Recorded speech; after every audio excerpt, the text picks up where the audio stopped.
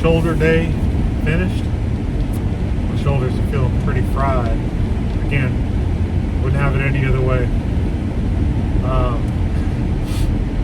I ended up doing dumbbell shoulder presses.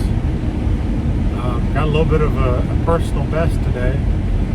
I started off with the program. So every time I do a workout, it tracks my reps and the weight, and then it automatically has like a progressive overload built into it. So it'll push me on the same weight up until I'm able to get into the 15 to 18 range on reps. And then at that point, it'll jump me weight and then drop me back down to 5 to 6 reps.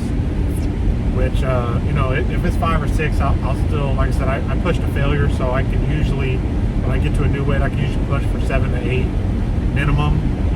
Sometimes I jump a weight and I'm able to get up to 10 to 12, which I love to do when I'm able to. But it doesn't always work out that way. It wanted me to do the 35s for 12 reps on my dumbbell shoulder presses. Again, I told y'all, I'm really not pushing that much weight compared to like my body weight and stuff. I don't know. I'll be honest. I feel like I've got a solid amount of muscle built up in the last 6 months. I can definitely tell it's a lot more visible and stuff. But maybe it's the deficit. I seem to have no real strength when it comes to moving the weight. So but anyway, 35s for 12 reps. Now, what I'll usually do is for my warm-up set, I'll back off like 10 pounds maybe. So on the 35s, this instance, I jumped down to the 30s for my warm-up set. Now, of course, I went over and did a couple of lateral raises and front raises with like virtually no weight, just to kind of stretch out and get a little bit of blood, a little warm in the shoulder area. Started out with the 30s. I was able to push. I did 12 reps. I probably could have done a little bit more on my warm-up set, but I don't want to fatigue too much when I'm warming up and building up. So I did 12 reps on the 30s. Then I jumped to 35s. I did another 12 reps. Then I jumped to the 40s. I was able to push 10 reps on that. Now, what I'll do sometimes, if I'm really feeling like getting a little bit of extra work in, is I'll start with my warm-up set, and I'll set an arbitrary number. Usually it's a minimum of 10. Usually it's 12, to be honest. And I'll push 12 reps, starting with my warm-up set, and I'll increase by 5 pounds and just keep working my way down the dumbbell rack until I get to a weight that I cannot physically do 6 reps with. And at that point, I turn around and work my way back down the rack and keep 5 pound increments until I'm back to being able to do 12 reps. It sounds kind of funky, but goddamn, does it seem to really put some work in. I'm doing a lot of reps on one exercise that way, but it's really phenomenal. So for instance, I did the 30s 12, 35s 12, 40s 10, 45s. I have not done 45 pound shoulder presses before, so I was like, well, we'll see how this goes. Threw the 45s up for 9 reps, but that 9th rep, I was like, man, I was struggling to get it up, So I decided to go ahead and call it there. I normally would have went up to the 50s, but I didn't want to take a chance of, it being my first exercise, kind of hurt myself for doing anything like that. So 45s for 9. Then I dropped back down to the 40s. I was able to get 10 there. Then I went down to the 35s and I got a full 12, and I called that good for dumbbells. So then I kind of started supersetting a little bit weirdly, but I liked how I did it this time, and I think I might do it again in the future. I jumped over onto the barbell shoulder press, and I would do 1 set on the barbell, then I'd go over and do 1 set of lateral raises. Then I go back to the barbell, do another set, and I go back to the front raises. So I kind of just superset back and forth between barbell and front, barbell and lateral raises, and I liked it. You know, taking like a 2.5 minute break. You know, towards the end there, maybe pushing a 3-minute rest, just because I was, you know, most people aren't hitting one muscle group like that. I mean, I don't know. Maybe I'm full of shit. I feel like a lot of people are doing a lot more combination sets, you know, the typical push-pull legs type of thing where you've got a couple muscle groups each day.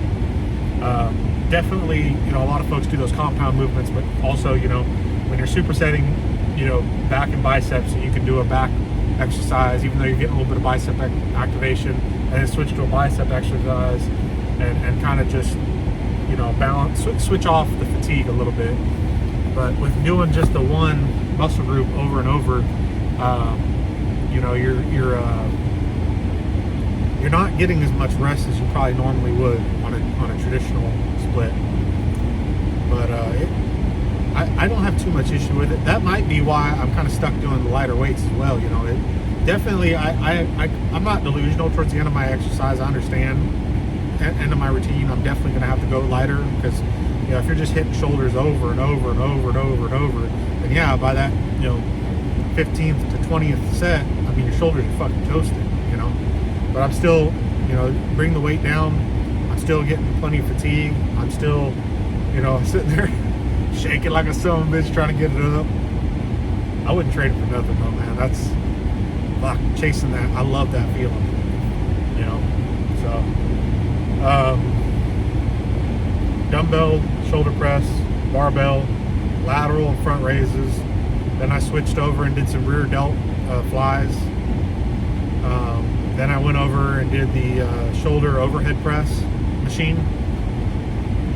Really fucking repetitive, I know. It's basically the same thing the dumbbell and the shoulder and the barbell press does, but just one more way of doing it. And like I said, you know, with the machines, when you're so fatigued at that point, you can risk it a little bit more, you know. You don't want to get crazy, but you can risk it a little bit more, you know, with being that tired, because the machine's not going to let you, it's only going to let you go so far, you know. It's a little bit more safer that way. So, and then after that, so I've started doing cable face pulls. I guess, kind of thinking about it, it kind of mimics a lot of what the rear delt flies do. It's if you're not familiar, it's kind of like doing a row, but you do it with I mean, I don't think it really matters what handle you use, as long as you're able to kind of get like a decent grip and then just bring it. I've seen variations where people actually bring it to their face. I was actually watching a Phil Heath workout video, and he was suggesting to try and bring it to your upper chest area, you know, neck to pec area, kind of more like a chest pull, you know, which I guess is a little bit closer to a row. But then again, most rows you're kind of bringing it into your midsection. Anyway, it really, I'll tell you what, those you know, they really burn your shoulders out pretty good. So I enjoyed that quite a bit. Yeah, good workout overall. Solid. I feel like I got some work done. I totally fucked up and forgot to wash my blender bottle out. Usually I've got a protein shake ready to go in the fridge for me to break my fast at noon. So I'll kill that and then head to the gym. Got my pre-workout. You know, work on that on the drive over, and then get to it. Man, fucking 20 degrees, freezing cold. It's kind of thrown me off a little bit. So I didn't have my protein shake ready, so technically I haven't even broken my fast yet. I did take my pre-workout, and I don't know. I'll probably, I'll either double up on my protein shakes when I get home. I'll kill one like as soon as I get back, and then wait like an hour or two, kill another one, or I might just skip the one, take a protein shake. I've got a couple of Quest cookie and cream bars in the back seat. Protein bars are, I think they're underrated. You know, a lot of people, they're not meant to be candy bars, guys, you know.